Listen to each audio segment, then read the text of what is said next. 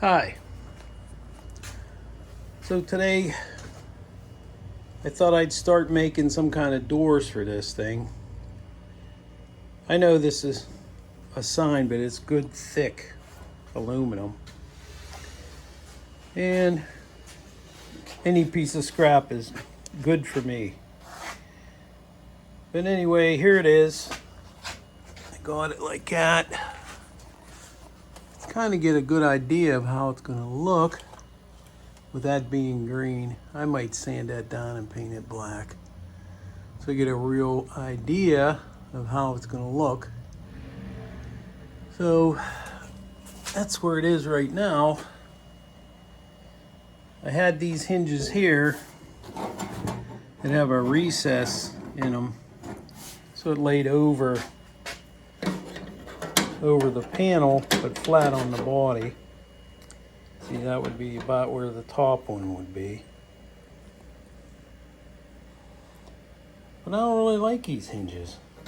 They're not truck enough, but they are stainless steel, but they're not welded underneath here. That's not welded, so there's a chance of that undoing itself. So maybe I'll look online tonight and see if I could get a hinge, but this is where I'm at with it. Being green's throwing me off. I'm gonna have to sand it, and yeah, that's what it looks like from the inside. I'll put something on the top too, like a piece of metal or some kind of pad or something like that. Simple handle. But I'll work on this. All right, I hit this thing with a coat of paint, just a fast one, light, because I got to sand all that other mess off anyway. But now that it's painted black, it actually doesn't look too bad on there. Runs with the shape of the Jeep.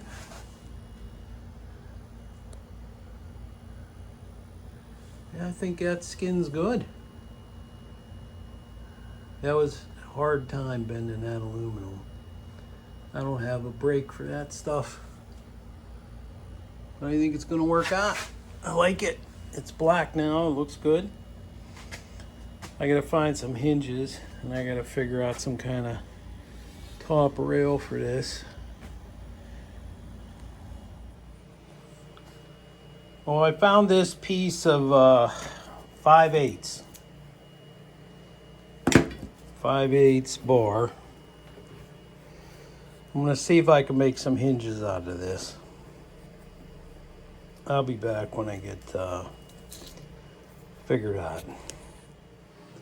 All right, so these get a 3/8 hole through the center. These get turned down 2 inches of them to 3/8. You know, I think this was an old grounding rod. I think it's a little bent in places. We'll figure it out.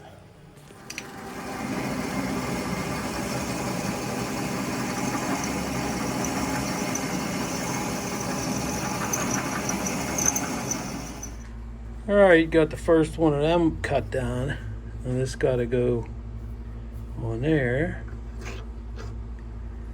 Yeah, it's a little too tight, I think. Too perfect. Yeah, there's no slop. Got to be able to get them apart. No, even if I finagle it a little bit, I might have to hit that with a file. Okay, there we go. It's on there. I don't know how much to leave for, like, what if rust gets in there? I don't know. Well, there's one. Well, the barrel is done. Now we gotta finish these ones up. And we'll see where we're at. Still don't know how much I should leave for rust. Maybe I look in my book tonight. I don't know. Well, get to another one. All right, I got these all done here. So I have went out into the scrap pile. I got these cut-offs from the bumper, which are this is 3/16 plate. It's the only 3/16 plate I got. I have a bunch of these, but they're 1/4. And then these are 1/8, which I think will be too light duty. I think 3/16 will do it. But I'll make some templates for these because the top hinge is going to be made a little different than the bottom ones to fit around here. This top one's going to have like a curved plate so it doesn't interfere with this, because I don't have space right there. So it's going to have to weld onto the barrel and swing down and then bolt on down around. The other ones just go up here. So I'll make some templates. I'll be back. Okay, so we're finally getting somewhere. So this is the passenger side top, passenger side bottom, driver side. All cut out of that 3/16 chunk of bumper. The other, got them all out of one of them cut-offs. So all I gotta do now is, might be easier to drill holes in these before I weld them. But this one's gotta be up 1/8 inch higher than this one. So this is on the outside of the aluminum, because the aluminum door will lay on this. This lays on the body, that gets bolted to the door. All right, I'll be back. Got this piece of pipe, flatten it out, we'll make some copper washers for right there in between them.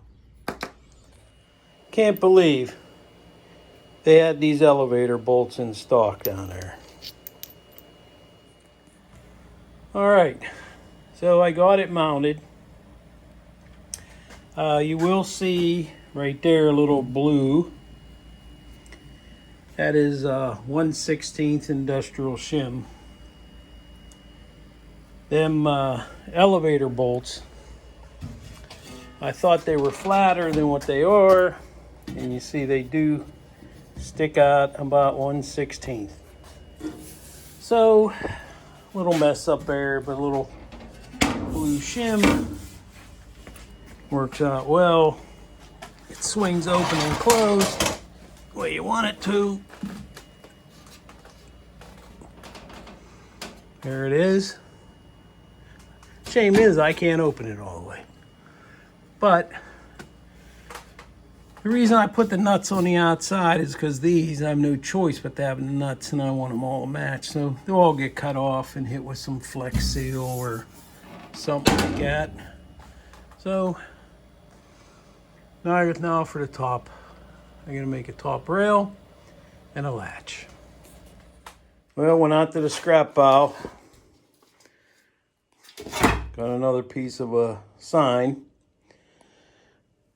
Cut out another door. Got this one bent for the this side.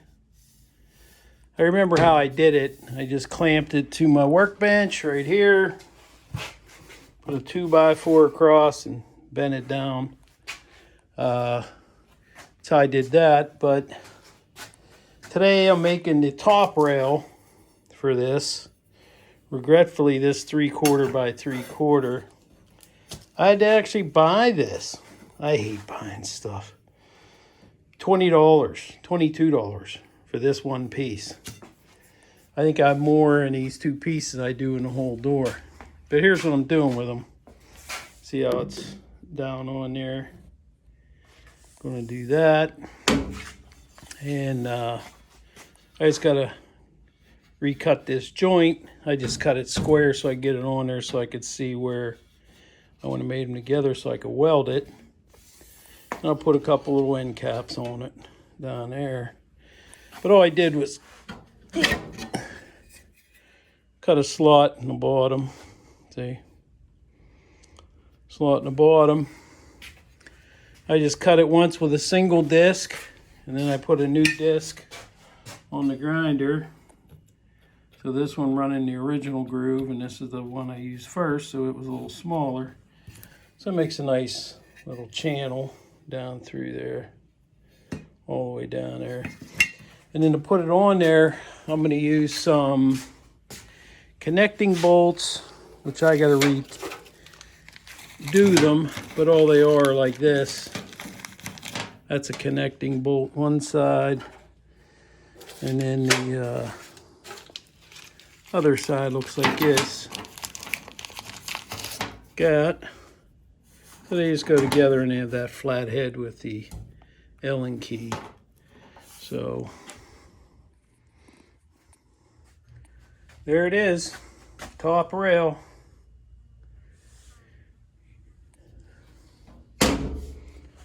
Welded up the end, nice and smooth. Close it good, comes down, starts back up, and then levels off, like that. I did get a package of 1/4 20 acorn nuts. I was looking up here, and I seen they had acorn nuts. So I got to cut these windshield latch bolts off. I'll put acorn nuts on that, acorn nuts on all these. And this, I know I got those connecting bolts, but I think this thing, I mean, it's stuck on there right now. I don't know if I'm going to take it back off of there. I'm trying to keep it close so you can get a look at it. Hold on a second here. Let's do this. Jeep's sitting crooked and keeps wanting to swing open. There it is. I know it's hard to see. I can't get a good picture of it because I painted that door black. But anyway, I'm going to put a couple screws here, maybe one here, here, and here. Just countersunk flush heads, because I thought I needed more, clamping, but this thing is pinched on there nice. Did weld up okay. So that's it. I mean, it is nice and straight down the side of the Jeep. I kept putting a straight edge on this to make sure it didn't bump out. You know, one thing I did find out from doing this angle in this body is less on this side than the angle is on this body on this side. This one is steeper. That one's more shallow because I made this exactly as that, and it was flaring out. So this body on this side has a little different curve to it, but that's whatever. It was a few degrees, 5 degrees or something like that. But, I think I'm gonna end this video here. There it is. Just gonna put some screws. Oh, I was gonna make latches, but I looked up online. I could get what they call slam shut latches that they put on like mini excavator doors and backhoe doors. And you could drill a hole and put a handle out here, but I don't want that. You just reach in and open it. But I'll show them in another video. I don't have them yet, just like the acorn nuts. Thanks for watching the video.